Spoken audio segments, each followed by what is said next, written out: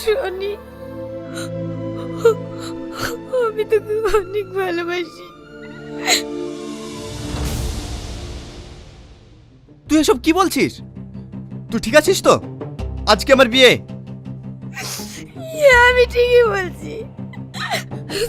তুই হাতে যে আংটিটা পরে আছিস, ওই আংটিটা আমার। আমি তো সে না দেখা ভালোবাসা, যার সাথে তুই প্রতিদিন রাতে ফোনে কথা বলতিস, যার সাথে তুই এক রাত কথা না বলি থাকতে পারতিস না। আমি তো সেই সালমা। আর এই মেয়েটা তোকে মিথ্যে বলিছে। ও সালমা না, আমি সালমা। আমি তোকে না পেলে বাঁচবো না টনি, তোকে আমি অনেক ভালোবাসি।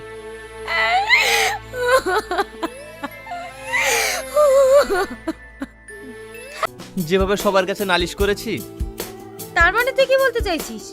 সবার চাপে আমাকে ক্ষমা করেছিস, মন থেকে করিসনি? মন থেকে যদি ক্ষমা নাই করতাম তাহলে তোর সঙ্গে এভাবে মিশতাম না। তোকে একটা কথা জিজ্ঞেস করবো টনি, বল। তুই কাউকে ভালোবাসিস? আরে এই কলেজের প্রত্যেকটা ছেলে মেয়ে জানে আমি কাকে ভালোবাসি, আর তুই আমাকে নতুন করে জিজ্ঞেস করছিস? তুই জানিস না? না, জানি না। তুই কাকে ভালোবাসিস বল না। এই যে, তুই আংটিকে ভালোবাসিস? আরে না না, আংটিকে ভালোবাসতে যাবো কেন? আংটির মালিককে ভালোবাসি। কেমন দেখতে মেয়েটা? জানি না, ওর সঙ্গে শুধু ফোনে আলাপ হয়েছে এখনো। তাহলে ও যদি আমাকে ভালোবাসে তাহলে আমাকে এতদিন বলেনি কেন? ও কি করে বলবে বল? ও তোর সাথে যে অন্যায় করেছে, লজ্জায় তোর সামনে আসতে পারেনি। বুঝতে পেরেছি। শোন মাম্পি, ও যতদিন না নিজের মুখে এসে না বলছে আমাকে ভালোবাসে, তুই ওকে কিচ্ছু বলবি না, ঠিক আছে? ঠিক আছে। ঠিক আছে, যা। এবার আমিও দেখছি তুমি কতদিন না বলে থাকতে পারো।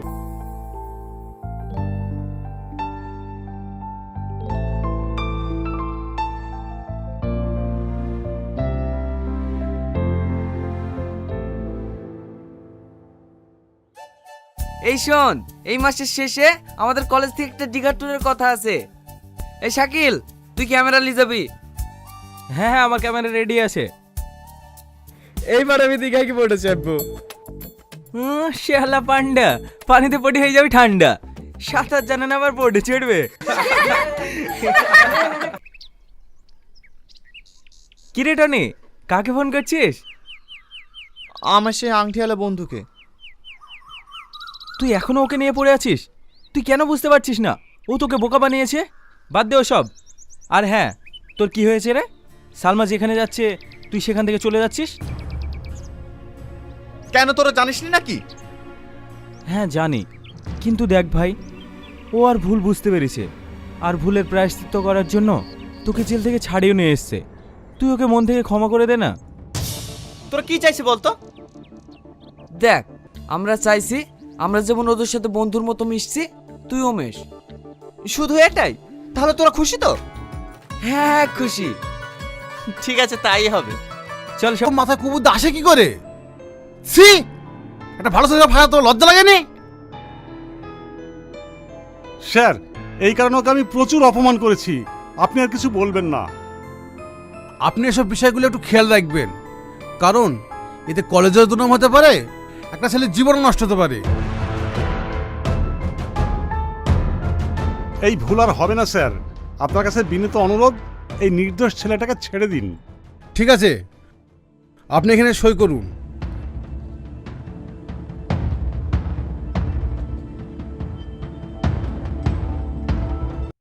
কি ঘটবে টক জাল মিষ্টি নৌকার 3 নাম্বার পর্বে? 3 নাম্বার পর্বটি কবে আসবে তা সম্পূর্ণ বিস্তারিত জানিয়ে দেব আজকের এই ভিডিওতে। তাই বন্ধুরা, ভিডিওটি কোনো রকম স্কিপ না করে ভিডিওটি প্রথম থেকে শেষ পর্যন্ত দেখতে থাকুন। হ্যালো ভিউয়ার্স, কেমন আছেন সবাই? আশা করছি আপনারা সবাই ভালো আছেন।